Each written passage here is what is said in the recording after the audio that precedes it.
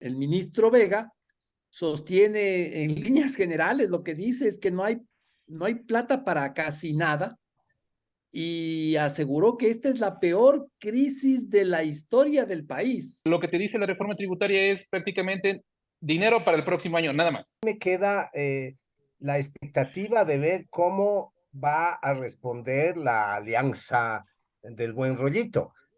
Si el correísmo va a votar a favor de esta reforma tributaria, que además tiene, como hemos visto, tantos puntos de conflicto de interés. Esto es Politizados. Una tertulia de Diario Expreso sobre actualidad y política. Yo soy Martín Payares. Yo soy Roberto Aguilar y arrancamos ahora. La semana pasada, el presidente Daniel Noboa y su flamante ministro de Economía, Juan Carlos Vega, se presentaron en una cadena nacional en la que presentaron un panorama siniestro, por lo menos siniestro, de la situación económica en la que han recibido del gobierno de Guillermo Lasso. La versión es altamente preocupante. El ministro Vega sostiene en líneas generales, lo que dice es que no hay plata para casi nada y aseguró que esta es la peor crisis de la historia del país. O sea, en otras palabras, estamos absolutamente fritos. Ahora, que cómo van a salir de este pozo, de este hueco tan espantoso en el que nos dicen que estamos. La verdad es que pintaron de forma dramática el escenario, pero no dieron muchas pistas sobre cómo nos van a sacar de esa situación, de ese problema. Eh, es algo muy distinto a lo que está pasando en Argentina, ¿no? Yo he visto que el equipo de Milei ya está anunciando medidas y cosas, y eso que todavía no se hacen cargo del gobierno. Acá se está pintando la situación, pero no hay mucho. Escuchemos un pedacito de este audio para que se pueda sentir esta atmósfera casi de terror con la que nos presentan la situación. Ecuatorianos, desde el gobierno del presidente Noboa, queremos presentarles de la manera más clara y transparente la grave situación económica en la que recibimos el país. Realmente tenemos la peor historia de la caja fiscal, con apenas 184 millones de dólares en la cuenta única del Tesoro y atrasos por 2.872 millones de dólares con el IES, con los GATS y más instituciones claves del sector público y privado del país. Atmósfera de terror, tú lo has dicho, Martín, pero, o sea, tanto por lo que dice el animalito como por la banda sonora, ¿no? O sea, a mí, esa banda sonora le pusieron a la cadena nacional y me parece una grosería poner una banda sonora de película de terror a la cadena nacional. Es como decirte, por favor, siéntase mal. O sea, diga lo que diga el O sea, ministro. la verdad es que eso pasó, a mí me dio miedo. Claro, siéntase como el perro, o sea, no podemos estar peor. Y además no podemos estar peor. Bueno, no es el primero en decir que estamos peor que nunca. Ya Henry Kronfle dijo que el Ecuador vive la peor crisis política de su historia. Esto es ignorancia pura y dura. Estos señores no conocen la historia del Ecuador. O sea, Henry Kronfle no sabe lo que fue la crisis de 1859 o la de 1895, la de 1942. O sea, hemos estado mucho peor. Y en cuanto a crisis económicas, yo supongo que hemos estado peor y que en 1999 estuvimos peor. Y el gobierno de Lasso ha sacado un cuadro que es debatible, pero según el cual estuvimos peor. O sea, el Ecuador que recibió Guillermo Lasso era peor al menos en déficit fiscal. Y luego, o sea, baraja algunas cifras con proyecciones equívocas y ya sabemos, hemos hablado en numerosas ocasiones de este tema en este podcast. Las cifras del gobierno de Lasso no son para tomarlas muy en serio. Pero lo que sí es verdad es que estamos mal, estamos muy mal. pero que las medidas económicas anunciadas, o sea, después de semejante eh, película de terror que pasaron en esta cadena nacional, las medidas económicas anunciadas parecen paños tibios, o sea, no se compadecen las medidas con el panorama pintado. No sé qué opinas vos de esto, Martín. O sea, a mí me parece que si en realidad estamos peor que nunca, las medidas deberían ser las más enérgicas de la historia. Si estamos en la peor crisis económica de la historia, las medidas debían ser para echarse a llorar. Y no, parece que tampoco estamos tan mal para que estas medidas sean las que fueron. Sí, es desconcertante, Roberto, porque si uno escucha esta banda sonora de la cadena, uno se imagina que lo que van a anunciar es un shock terrible, una medida de shock, así como de esas que dan realmente susto, pero que son las que se necesita, porque lo que pintaron es bastante terrible. Y la sensación que yo tengo es que la reforma tributaria que envió el gobierno de Noboa no es pues como para algo tan terrible, es más o menos se parece a la reforma que mandó Lazo alguna vez, con algunas cositas más, con unas modificaciones. No se ve, yo no veo de dónde van a sacar aquí todo ese dineral que dicen que van a necesitar, pero bueno, ahora hemos invitado a este episodio de Politizados a nuestro amigo Sebastián Angulo. Él es periodista económico de Expreso. Él se ha especializado en estos temas macroeconómicos y cubre ya muchos años el tema este de la economía, de la macroeconomía, del equilibrio fiscal, etcétera.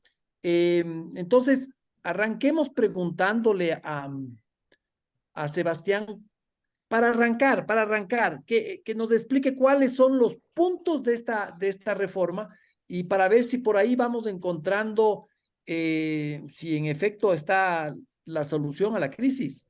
Hola, Sebastián, a ver si nos ayudas con este temita. Hola Martín, hola Roberto, muchas gracias por la invitación.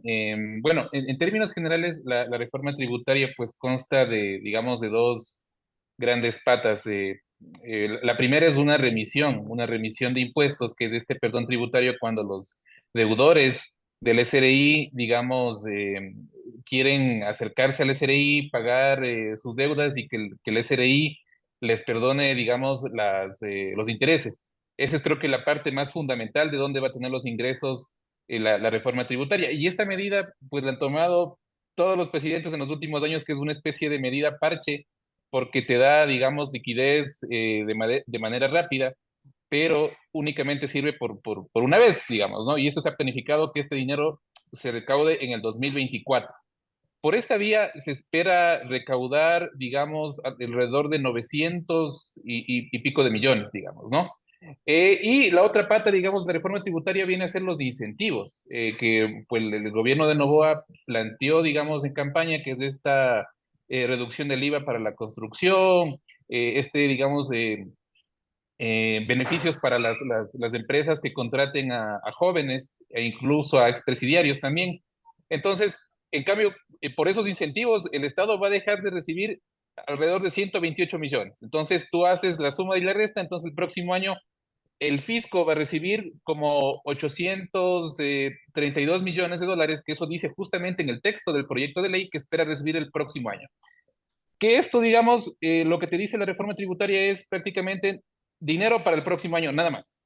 Solo es dinero para el próximo año, porque si le quitas de esta parte de la remisión tributaria, digamos, ya en el 2025 vas a tener un menos 125 millones, porque es únicamente el dinero que se va a descontar o que va a dejar de recibir el fisco de los beneficios que pues Noboa planteó. Entonces, prácticamente es una reforma tributaria para pasar el 2024 y nada más. El 2025 vas a tener un ligero agujero y no sabemos de dónde va a sacar recursos el presidente Noboa. Pero Sebastián, esto es para pasar el año 2024, pero también es para, ¿tú crees que eso alcanza para cubrir las obligaciones que tiene el país de deuda, etcétera, en el 2024? Claro, o sea, incluso, o sea, eso es parte, digamos, es una parte del agujero. Hay que considerar que el déficit fiscal para el cierre de este año, para el cierre del 2023, se prevén en casi 5.000 millones, que puede llegar a 5.000 millones, que ese es el agujero por cubrir, y las necesidades de financiamiento, es decir, el dinero que se suma, digamos, el déficit fiscal más el dinero que hay que pagar por amortizaciones de deuda, pues puede llegar incluso hasta los 10.000 millones. O sea, es un agujero gigantesco de dinero, y estos 800 millones en algo ayudarán, digamos. Y justamente hoy vemos un poco cuál va a ser la estrategia del gobierno, va a ser un poco raspar la olla, como se dice, ¿no? Porque hoy confirmaron una operación de liquidez. El gobierno confirmó que tomó 139 millones de dólares de la CFN para poder cubrir los sueldos del sector público. Y habían algunas, digamos, quejas ayer, sobre todo porque no se había pagado en algunas entidades, y hoy se confirmó que prácticamente se tomó esos 139 millones de la CFN para poder cumplir con los sueldos del mes de noviembre. Entonces, lo que yo pienso es que va a ser un poco esta política del parche, de la solución rápida o de la solución un poco, digamos, creativa y hasta heterodoxa, por así decirlo, eh, porque al momento no se ve, digamos, sobre todo en la reforma tributaria, no se ve una intención de solucionar los problemas de fondo y de buscar o también una vía de ajuste por el lado del gasto. Entonces, lo que yo veo es que pues el gobierno va a tener que raspar la olla, comenzar a tomar recursos de otras entidades públicas. De hecho, si ustedes recuerdan en campaña, el mismo ministro Noboa al principio mencionó que iba a tomar dinero de las reservas internacionales del Banco Central, y al final terminó matizando que si es que pues sería el plan Z, digamos, ¿no? Tomar las reservas internacionales. Pero claro, lo que se ve es que pues va a comenzar a raspar la olla de algunas entidades públicas para exprimir el O dinero, tal la vez, liquidez que pueda. o tal vez están preparando otro proyecto, algo más potente. Yo no sé si has escuchado eso, algún proyecto que venga con una alza del IVA, no sé, porque de lo que tú cuentas, esto no alcanza para nada. Entonces, uno podría esperar que se venga otro proyecto o alguna otra alternativa. ¿Tú qué sabes? Eh, Entre esas otras alternativas posibles, Sebastián, está el incremento de los combustibles. ¿Crees tú que hemos visto que en Colombia el presidente Petro está sincerando los precios de los combustibles, cosa que sus coidearios ecuatorianos están lejos de admitir como una posibilidad siquiera remota?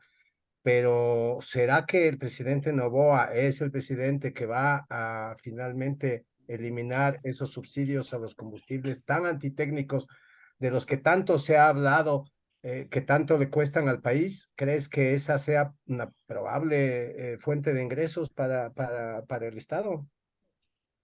a ver, honestamente no he escuchado una posible nueva reforma tributaria, al menos en el 2024. Lo que sí se ha mencionado es que tal vez, y es lo que un poco el mismo Novoa ha mencionado, ¿no? Que llegó a chocar en Washington y en Nueva York a los inversionistas, es decir, voy a estar un poco tranqui, digamos, en el 2024, a ser, digamos, un presidente, entre comillas, chévere, y no meterles el paquetazo para ganar las elecciones, y luego en el 2025 sí, ahí sí ponerme, digamos, un poco, ponerme las pilas y tomar las medidas duras, digamos, ¿no? Que más o menos eso es lo que está entendiendo un poco el mercado internacional, los acreedores de la deuda, y por eso subió bastante digamos, el riesgo país luego de la visita de Noboa en Nueva York. Eh, digamos, un poco entendiendo el mensaje, ese mensaje, pensaría que, digamos, Noboa no va a tomar decisiones duras, y ese es el temor. Justamente por eso el riesgo país, eso es lo que pues se ha visto sobre todo en noviembre. El riesgo país llegó a 2016 puntos básicos y ya superó al de Argentina, que está en 1984, que eso te dice bastante, y es porque Novoa no ha tenido o no ha mostrado una intención de tomar justamente medidas de corrección para, digamos, mostrarse como popular y buscar una reelección en el 2025. Entonces, ese es el temor de los inversionistas, que no tome medidas de ajuste el próximo año. El próximo año entiendo yo que todavía no hay, digamos, no hay que pagar demasiada deuda. Digamos, si bien hay que pagar un monto, digamos, desde el 2023 el monto por pagar de la deuda va subiendo, pero el próximo año todavía, digamos, es que es relativamente manejable, que tal vez lo puedes conseguir con ciertas operaciones o con crédito de los multilaterales o con algún financiamiento como la operación que justamente mostró hoy de pedirle dinero a la CFN, podrá asimismo recurrir a otras entidades públicas o incluso hasta las mismas preventas petroleras, que eso también nunca se ha descartado. Más bien, eso es lo que podría, digamos, volver a pasar, ¿no? Eso, yo más bien por ese lado he escuchado que el presidente pueda volver nuevamente a las temidas preventas petroleras de China, digamos, ¿no? Que eso fue muy pernicioso en la época de Correa. Ahora, Sebastián, hablando ya de temas puntuales de las reformas, hablaste de este tema de remisión de impuestos, ¿no? Y dijiste que esto servirá por una vez y recaudará 900 millones de dólares el próximo año. Ah, y también dijiste que esto es algo que se viene haciendo gobierno tras gobierno. Y como se viene haciendo gobierno tras gobierno, existe, o sea, esto está creando una pedagogía, a mi modo de ver, pésima. O sea, existe este rato la conciencia de que el que paga impuestos es un pendejo, porque finalmente, si te aguantas un poquito y no los pagas, al final resulta que te perdonan. Entonces, Te perdonan los intereses, ¿no? sí, Sí, claro. sí, te perdonan los intereses. No Entonces, importa que te atrases. es un súper buen negocio no pagar impuestos porque te permite ganar tiempo ahorrándote los intereses. ¿No, crees que esto es así? ¿Crees que esto está produciendo un contraefecto no deseado? Sí, hay varias cosas sobre esto, que cosas muy polémicas y a la vez, digamos, hasta risibles sobre esta propuesta. La primera es justamente lo que tú dices, Roberto. Expertos tributarios nos han mencionado, bueno, hemos hecho las notas periodísticas para Expreso, que esto erosiona justamente digamos, la intención de pago de los contribuyentes. Lo que tú dices es justamente muy cierto. Si es que me van a perdonar en algún momento, ¿de qué me sirve pagar la deuda en firme actual si tal vez en unos años hay una nueva remisión y voy a pagar menos? Entonces, resulta buen negocio para los deudores y eso erosiona, como digo, la intención de pago al sistema tributario. Y otra cosa que también nos habían mencionado, que puede haber hasta un conflicto de intereses en el caso de Noboa, que él proviene de un grupo, es cercano al grupo Noboa, que tiene una deuda con el mismo SRI por 75 millones de dólares, que el mismo periodismo lo ha señalado, y que venga de una persona cercana al Grupo Novoa que tiene una deuda, aunque bueno, claro, en anteriores ocasiones no se ha cogido una remisión, sí es al menos un poco curioso y dices, ¿no habrá algún conflicto de interés de que pueda tener digamos, Novoa cercano al Grupo Novoa que tiene una deuda con el mismo SRI? Eso por una parte, y la otra también parte, digamos, un poco cómica, es que es probable que el correísmo termine votando por una reforma tributaria o por una remisión cuando ellos criticaron bastante a la remisión de Lenín Moreno. No sé si recuerdan en el 2019, pues, y ellos vivieron repitiendo este relato que Vivieron un año, Lenin, 2 años vivieron de ese cuento.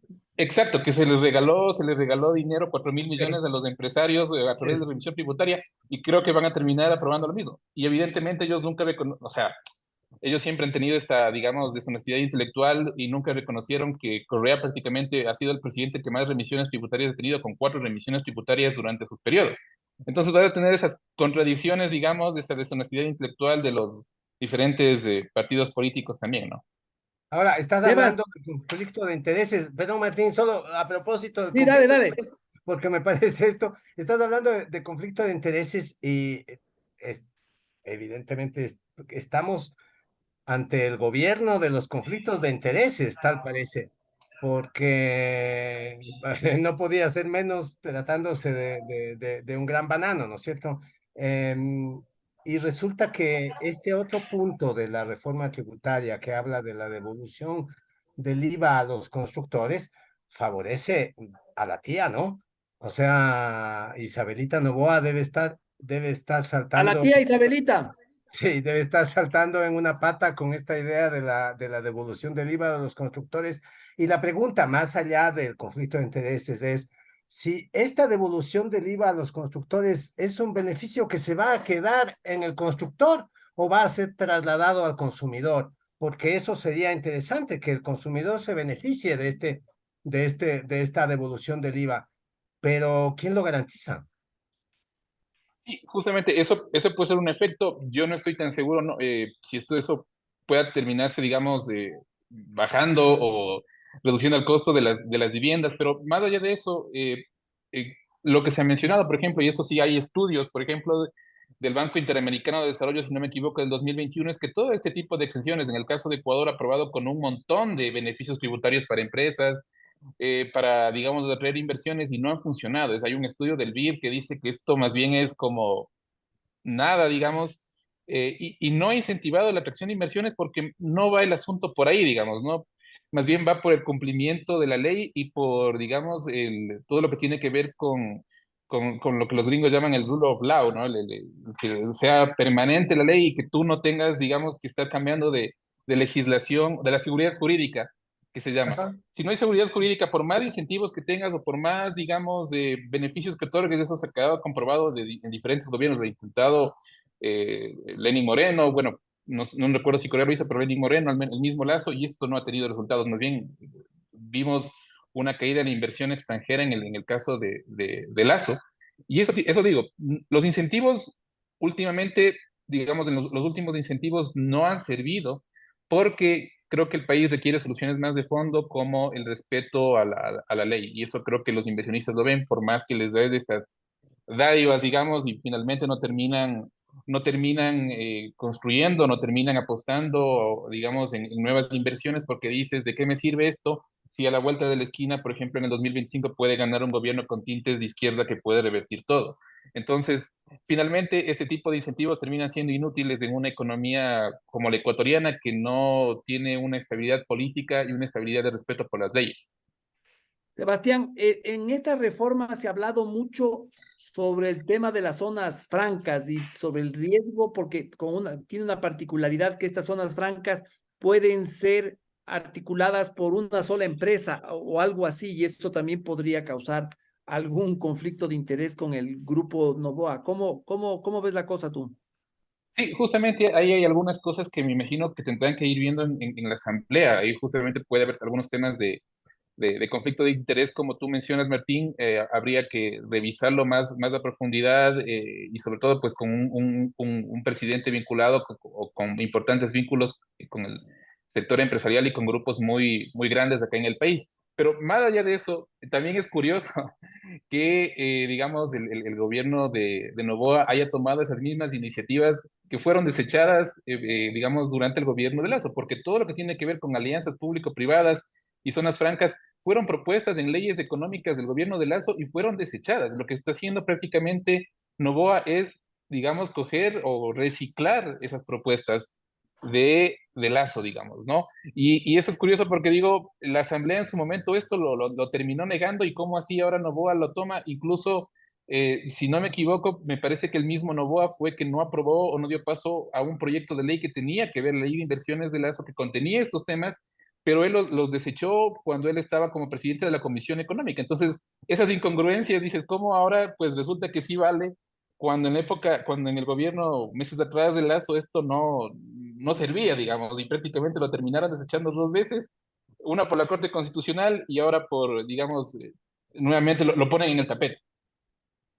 Eh, Bueno, no sé, Roberto, ¿qué opines tú? Ya tenemos que ir cortando esta conversación con Sebastián, que está súper interesante. Me da la impresión que con lo que va a recaudar el país con esta reforma tributaria, no vamos a estar haciendo méritos para que los organismos multilaterales nos vean con cierta cara de ustedes chicos están haciendo la tarea y nosotros les vamos a ayudar. Se habla de por ahí son rumores, ¿no? No sé si Sebastián así brevemente nos puede decir, hay rumores de que se está procesando un acuerdo con Arabia Saudita por 6.000 millones, no sé si tú has escuchado algo, porque yo no veo nada, o sea, si no alzan combustible, si no se alza IVA, con esta recaudación, esto es un populismo para aspirar a reelegirse en el 2025. ¿Tú has escuchado algo de eso de Arabia Saudita? Se supone, Sebastián, que esto es a cambio del voto de Ecuador a favor de Arabia Saudita, un voto que ya estaba comprometido por Corea del Sur, por Guillermo Lasso, y que Ecuador lo cambió por Arabia Saudita para la Exposición Universal de 2030. Ecuador dio ese voto y se supone que a cambio de eso Arabia Saudita va a dar un préstamo de 6.000 millones de dólares, que es una cifra, o sea, cubriría el déficit, ¿no? O sea, es una cifra bastante respetable que alcanza hasta para cubrir el déficit. Sí, bueno, yo no he escuchado esta posibilidad de acercarse a Arabia Saudita como financista. Digamos, podría ser, sobre todo en el contexto de que no tienes quien te preste dinero, digamos, en este momento están cerradas prácticamente todas las puertas, te queda, como ustedes mismos mencionaban, los organismos multilaterales, pero los multilaterales te prestan de alguna manera, pues en un marco ya de aprieto. La única, por ejemplo, vía que nos preste el FMI en estos momentos es, pues, Dios no quiera, si hay una complicación con el niño, ahí está la puerta abierta para que nos den un crédito rápido por el lado del Fondo Monetario. Pero en el caso de Arabia Saudita no he escuchado específicamente si se está tramitando un crédito y sobre todo yo pensaría que es complicado por la cifra. O sea, 6.000 millones es muy complicado que te presten y sobre todo con el riesgo de Ecuador, porque a nosotros nos conocen como digamos, el mal pagador del barrio. Siempre en la prensa especializada en finanzas nos ponen Ecuador, serial defaulter, que es como el mal pagador serial, digamos, ¿no? Entonces, en ese contexto digo, que nos presten 6.000 millones así de la nada porque le diste un voto, se me parece bien difícil, honestamente. Y tal vez tú requieras algún, como se llama, colateral o alguna garantía, ¿no? No sé si puede ser con, qué sé yo, como en el caso de China dimos petróleo. Los multilaterales siempre requieren como un plan económico serio, decir voy a ajustar para luego tener dinero para pagar en el futuro. Pero por ese lado de Arabia Saudita, 6.000 millones a mí se me hace bastante dudoso que nos puedan prestar esa cantidad de recursos que es extremadamente grande, a menos que les ofrezcas algo muy gigantesco como garantía. Ok, perfecto, Sebastián, te agradecemos mucho. Roberto, ¿tú creo que tienes alguna observación que hacer antes de Sí, cerrar? sí, agradeciendo a Sebastián, yo creo que hay un par de conclusiones que podamos sacar. Uno, esta reforma tributaria no sirve de mayor cosa. Dos, esta reforma tributaria es un refrito de otras ya enviadas por Guillermo Lasso y negadas en su momento por la Asamblea. A mí me queda la expectativa de ver cómo va a responder la alianza del buen rollito. Si el correísmo va a votar a favor de esta reforma tributaria, que además tiene, como hemos visto, tantos puntos de conflicto de interés con el gran banano del presidente. Y me resulta, ya para terminar esto con una nota cómica, me resulta chistoso, por decirlo menos. O sea, si no fuera tan trágico, sería chistoso. Eh, que el expresidente Rafael Correa, autor del libro de Banana Republic a la No Republic, termine sustentando al gobierno del gran banano. O sea, me parece eso ya de una extravagancia exquisita. Muy bien, este, para finalizar, solo decirles que les esperamos el día de mañana martes y que sigan leyendo y recurriendo a los textos de la edición escrita y digital de Expreso. Muchas gracias y hasta mañana. Sebastián Angulo escribe regularmente en el diario, así es que por favor suscríbanse para leer sus textos. Hasta mañana. Son buenísimos. Hasta mañana.